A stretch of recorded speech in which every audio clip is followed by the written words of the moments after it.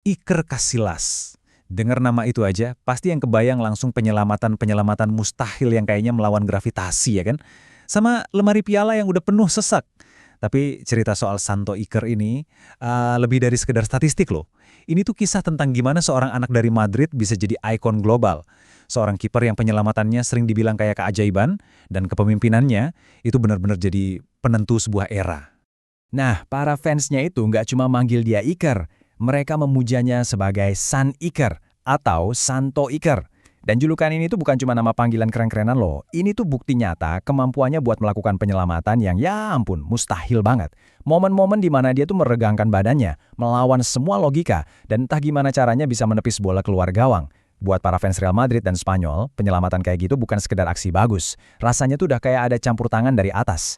Dan keajaiban-keajaiban ini bukan cuma sesekali kejadian loh, kita ngomongin soal karir yang panjangnya luar biasa. Main lebih dari 1.000 pertandingan profesional, itu menempatkan dia di kelompok pemain yang elit banget. Coba bayangin, di dunia sepak bola yang karirnya bisa singkat banget karena cedera atau performa turun, Casillas ini jadi contoh konsistensi. Dia jadi pilar kekuatan buat klub dan negaranya selama hampir 2 dekade. Rasa hormat yang dia dapat, itu bahkan melampaui persaingan di lapangan. Coba deh, kalau seorang legenda kayak Gianluigi Buffon, yang jadi saingan beratnya bertahun-tahun, sampai bilang kamu itu ikon, wah, itu tandanya kamu udah mencapai sesuatu yang benar-benar spesial. Kata-kata Buffon itu pas banget menggambarkan Casillas. Perpaduan antara bakat yang luar biasa dan sportivitas yang gak kalah hebat. Jadi pertanyaannya, dari mana semua ini berawal? Gimana sih anak ajaib ini memulai perjalanannya yang luar biasa? Oke, perjalanan kita mulai ya, di jantung ibu kota Spanyol, tepatnya di tempat latihan keramatnya Real Madrid. Disinilah seorang Iker Casillas muda dengan refleks secepat kilat dan kepercayaan diri yang jauh di atas anak seusianya mulai ngebangun namanya. Dia tuh bukan sekedar talenta biasa di akademi, dia itu fenomena. Melesat naik pangkatnya cepet banget, sampai bikin pelatih dan rekan-rekan setimnya kagum. Tapi ada satu cerita unik nih soal takdir.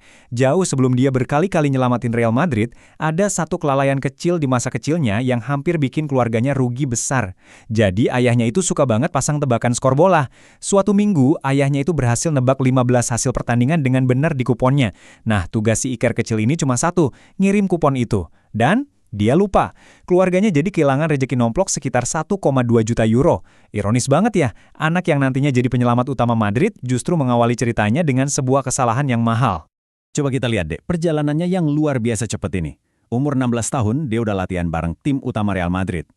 3 tahun kemudian, umur 19, dia nggak cuma main di final Liga Champions, tapi dia menang, jadi kiper termuda yang pernah juara.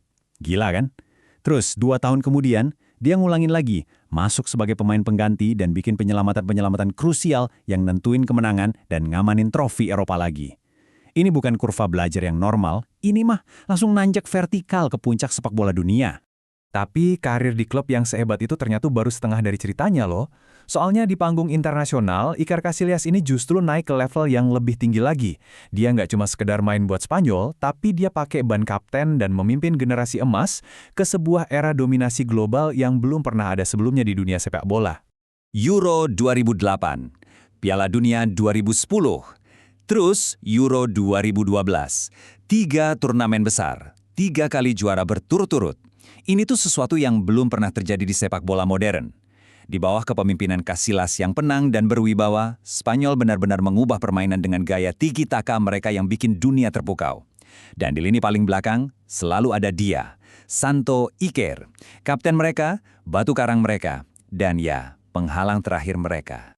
Dan kepemimpinannya itu bukan cuma soal pidato-pidato motivasi di ruang ganti. Enggak. Dia memimpin dengan ngasih contoh langsung di lapangan. Kan logikanya, buat jadi kapten tim yang hebat, kamu sendiri harus hebat. Dan Casillas, dia luar biasa. Dia memegang rekor dunia untuk clean sheet internasional terbanyak. 102 pertandingan di mana nggak ada satu bola pun yang berhasil masuk gawangnya. Angka itu lebih dari sekedar statistik loh. Itu adalah fondasi di mana dinasti Spanyol dibangun. Tapi yang namanya juga kisah pahlawan nggak akan lengkap tanpa ada rintangan kan? Setelah mencapai puncak-puncak tertinggi, Casillas justru harus menghadapi beberapa momen paling kelam dalam karirnya. Nah, ini adalah tahun-tahun yang benar-benar akan menguji karakternya, menempa warisannya di tengah tantangan berat, dan nunjukin ketahanan sejati dari seorang juara. Disinilah kita bisa lihat kualitas sejati seorang Iker Casillas. Di bangku cadangkan gitu aja di Real Madrid, klub yang udah kayak rumahnya sendiri. Itu pasti pukulan telak. Perpisahannya pun terasa pahit dan sulit. Tapi, apa dia hancur? Enggak. Dia pindah ke Porto, menemukan kembali performanya, menjuarai Liga Portugal, dan ngebuktian ke semua orang yang meragukannya kalau mereka salah. Dan kemudian, datang rintangan terbesar dari semuanya. Serangan jantung yang mengancam nyawa pas lagi latihan. Itu momen yang bisa aja mengakhiri segalanya.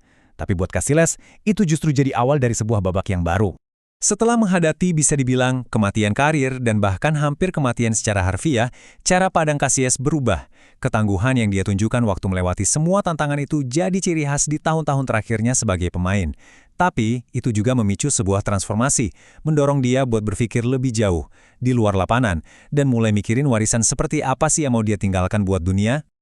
Sekarang ini, kata penyelamatan yang dilakuin Casillas punya arti yang sama sekali baru. Sebagai duta niat baik PBB dan lewat yayasannya sendiri, dia pakai status globalnya buat memperjuangkan mereka yang kurang beruntung. Dia ngurusin masalah-masalah kayak kemiskinan dan pendidikan dengan semangat yang sama persis kayak waktu dia jaga gawang. Dia udah mengubah panggung olahraga miliknya menjadi sebuah mercusuar harapan. Jadi, pas kita lihat lagi perjalanan Iker Casillas yang luar biasa ini, dari anak ajaib di Madrid, jadi Santo Iker, dan sekarang jadi pegiat kemanusiaan global, kita jadi punya satu pertanyaan. Apa sih ukuran kehebatan sejati itu? Apa dari piala yang dimenangkan dan rekor yang dipecahkan? Atau justru dari ketahanan yang kita tunjukkan pas lagi susah dan dampak positif yang kita kasih ke kehidupan orang lain? Kisah Casillas seolah nunjukin ke kita bahwa mungkin keduanya itu nggak bisa dipisahkan.